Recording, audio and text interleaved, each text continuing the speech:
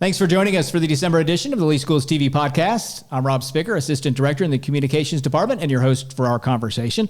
Today, we're going to focus in on JROTC, the Junior Reserve Officers Training Corps. Why? Well, because we got about 8,000 students in the school district that are members of this program. They earn millions in scholarships every year, put in 10,000 hours a year or so volunteering, and they are leaders on their school campuses. So let's meet a couple of them. Our guest today, Cadet Commander Kenneth Moe. He's from Lehigh Senior High School, and also Cadet Commander Dayami Gonzalez. She's from South Fort Myers High School. We appreciate you both coming in. Thanks for joining us. I want to ask you both a simple question about how you got involved. Maybe Kenneth first. What started you on the JROTC path? So when I was a freshman coming into high school, COVID year, of course, a lot of impactful decisions we had to make for each other and individually. I was like, oh my God, what electives am I going to be awarded? Because COVID year just struck everyone like really deeply. And JROTC was one of those electives that kind of just shifted like the motion to high school of what like truly the introduction of high school feels like. Because in JROTC, it really gives us the motion to like be, who we are. It builds our character. So with that coming year of freshman, I was like, okay, JROTC, here we go, I guess. That's what it was. And for you? For me, I joined JROTC my freshman year as well because of a credit requirement. I had a choice between taking either Hope or JROTC, and I decided to go with JROTC because I knew a couple people, friends and family, who have done it in the past, and they've enjoyed it. So that's why I decided to do it and stay. And as seniors, what do you think the opportunities are that it's now offered you over the last 4 years? So I'd say one of the main opportunities is it's allowed me to meet a lot of new people both in school and outside of school, and it's also given me a lot of opportunities to volunteer and work for the community. What about for you? I think it really gives a lot of opportunities to like grow as a person, like as I said, character, but also like as a secondary option for like thinking about secondary education. It gives the option to grow more and early into those stages of your future career, your future workspace, your environment, what you want to do in life. Is there a lesson that you've learned or you've been taught that, sticks with you, helps you now? I think the lesson that I've learned is every opportunity you have to take. Like, even if it is outside of your comfort zone, there's so much room to grow for yourself and as an individual, even if you don't realize you can do it. You just got to take the opportunity and dive into what seems like something you would never even do in life. So, yeah. Any good lessons for you so far? Yeah, personally, I'd say one of the lessons that affected me the most is about communication skills and public speaking. As a freshman, I was super shy. I barely did not speak until I was spoken to, and I never really stepped up and took risks. Now, as a senior, I can say I'm more confident with myself. And for example, now I do the announcements every morning for my school, and I'm not so shy, and I'm not afraid of going in front of a crowd of people. So you both mentioned a little bit JROTC, or you did, Dayami, as it's an elective that you can take as a freshman. So it's available to every student. Yes. And what does that first class focus on? So at the beginning of every year, the first class is your 5-year plan, where you plan out every single year for the next 5 years of what you're going to do with your life and how you're going to go about doing it. And then we go into working on both leadership skills and personal skills as well. What kind of leadership is part of that first class? There's a lot of in motion with introducing leadership to younger people of society, because freshmen are typically on the younger side of high school students, and thus for leadership is something like that's new. It's generally developing in young student minds. So it's just giving them a way to learn how to be leaders, giving them some skills, some tips, some thoughts. And as an elective, it's available to anybody. So any student could take the class. I'm sure sitting here, you'd both recommend it. Yes. So then to get involved in JROTC, that takes another level, right? To sort of volunteer to move into those extracurricular activities. Just because you take the leadership class, you're not necessarily part of the program. Am I correct in that? Yes, if you're in the class, you're part of JROTC, but I'd say after your second year of JROTC, once you've already met the requirements, the choice of going on to your third and fourth year is completely up to the student, And when they do, that's when they're officially like engraved into the program and they're stepping up into a leadership position. In those third and fourth years? Yes. Okay. So I do want to talk about those programs that are involved, that are there, all these extracurricular activities that a student can get into. One of those, drill and color guard, which you're involved in, Dayami. Yes, I'm actually the drill commander for my school. Drill essentially is about discipline and synchronization with the team. We compete in both armed and unarmed events, and we can also compete as a squad, which is a line of about 6 to 8 people, and a platoon, which is about 3 or 4 squads put together. With drill, we also go into color guard, which is presenting the colors. So we have 2 flag bearers and 2 rifle bearers. And then with exhibition, it further adds on to drill, but it's the more creative side with rifle spinning, and they can make their own beats and movements for the competition. And there's Raiders, which is a real the physical competition for JROTC, which you did for a couple of years, sir. Kenneth. Yep. Raiders is extremely physical, and it's a mental challenge. But as personally for my 2 years, it really does show like the mental side of it. Even if you think physically, like, oh, like I'm gonna be tired on this 5K, it's a huge mental challenge. And to take fourth onto that mental stride, that longevity of stress that it puts into you, in the end, it's all worth it if it really develops your strength in your character. Gotcha. There's a marksmanship program too. I don't know if either of you have participated, but I know you can at least describe what marksmanship is if one of you can. So marksmanship it's yet another competition that competes on the district and state level. They mainly handle with, as it says, marksmanship, airsoft rifles, where they shoot, I believe, lead bullets in a compressed rifle, and they just take on just at the target range competition. Yeah. And the same kind of leadership, a lot of skills are involved in that class as well, that it all comes together from what it's been explained to me. Drones, you can fly drones. There's robotics, so that's another opportunity. What can you say about that program? So for drones, robotics, and the Cyber Patriots team, they're all kind of grouped together as the STEM teams. With drones, they're flying actual drones through obstacle courses. And with robotics, they're in charge of designing, creating, and competing with the robots through a different type of obstacle course. And then with Cyber Patriot, it's more of the computer side of things.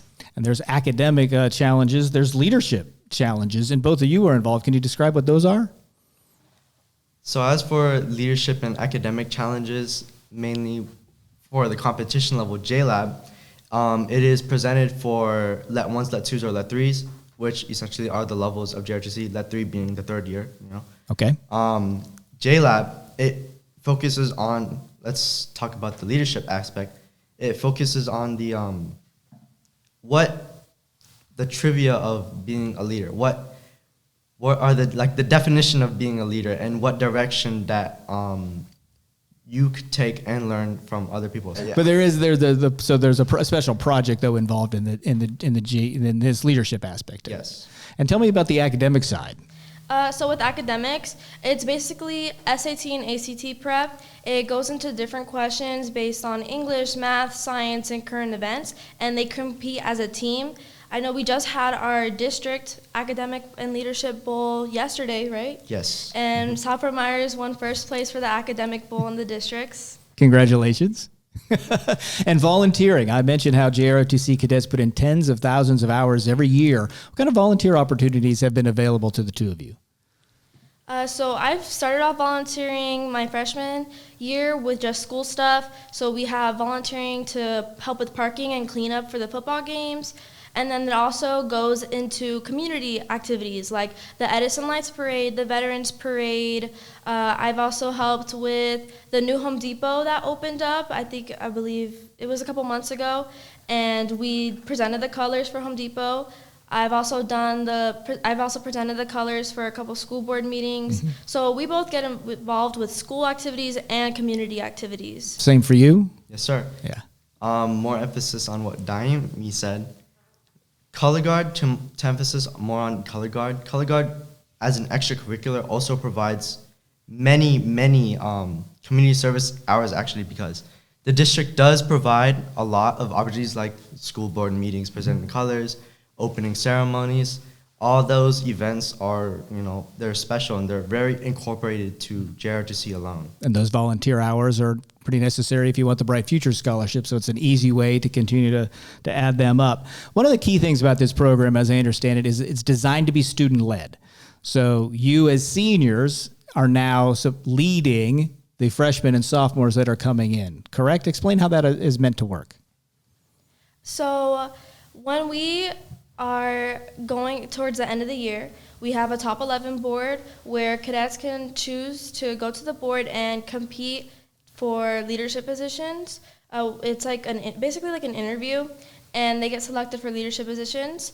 We also have leadership even starting with the freshmen and sophomores. When we're having our uniform inspections, we have squad leaders who step up to the plate, platoon sergeants, different positions from freshman to senior year that get filled. And then my school, we personally started a mentorship program starting last year. Essentially what it is, we created a Google survey and we sent it out to freshmen and sophomores, and we paired them with a senior that we felt they most were alike and would get along with.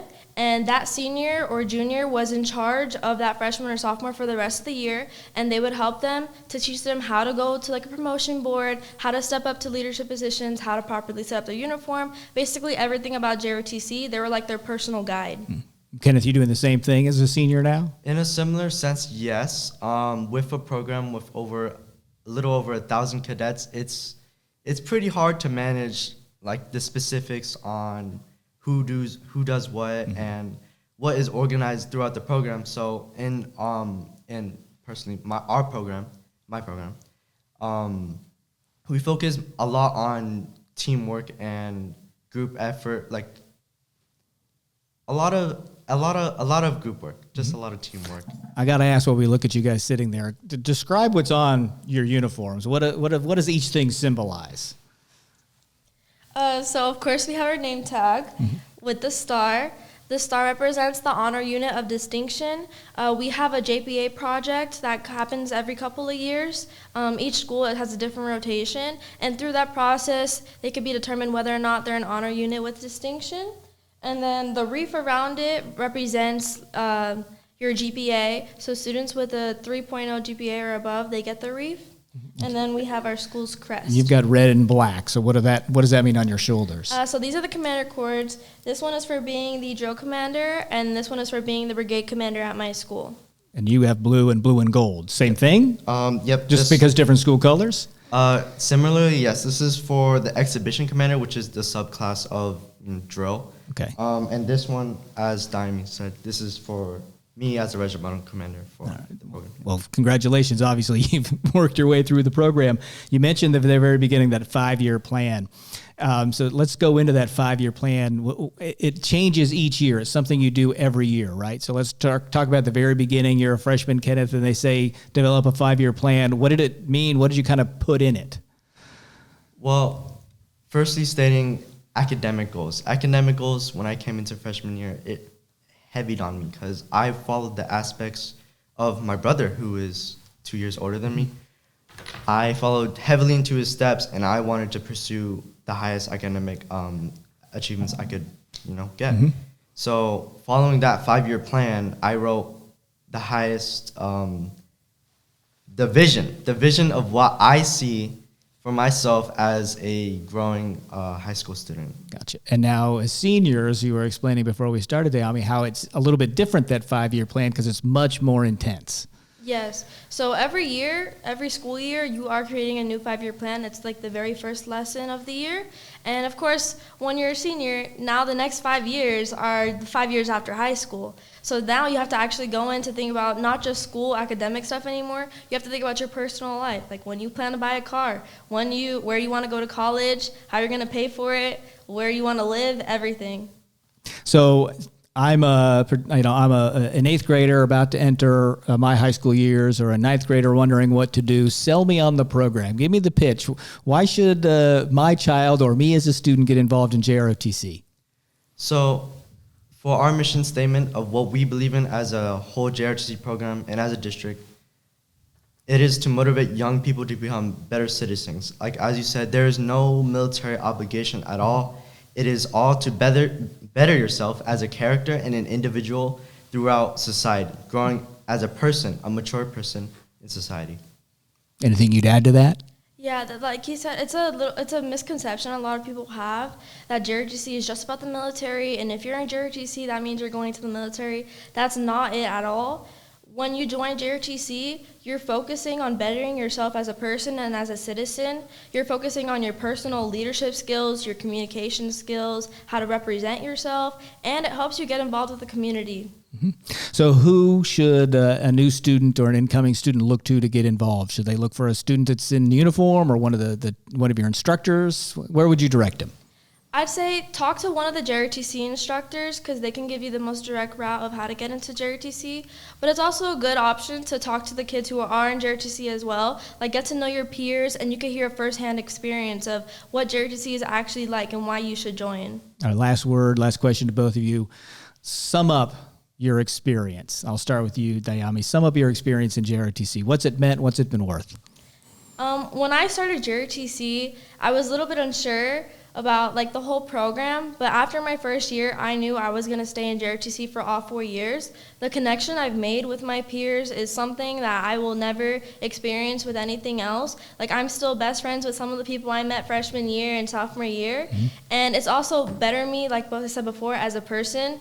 As I said before, I was really shy freshman year, and now I'm able to do things like this podcast today and represent myself in front of a group of people and the community. And it's also given me a sense of purpose of how to better my community, because every year we do like a service learning project, and it really shows you how to be a good citizen and how to better yourself as a person. And for you, sum up the experience. Wow, it's been a really big road for me because, like I said, as a freshman, I went into JROTC. I had no idea what I was going to do in the future. I really thought I was just going to go into college and call it a day. But JROTC, like Dayami said, it's a family, you know. It really brings the community together, your peers, and you get to make new friends, new connections, and learn many new ways to experience life, to go about how you originally envisioned what you wanted to set for your goals. Well, great. I appreciate you both coming in, telling us about JROTC. This is just one more way for our students to get connected to their school. We appreciate it.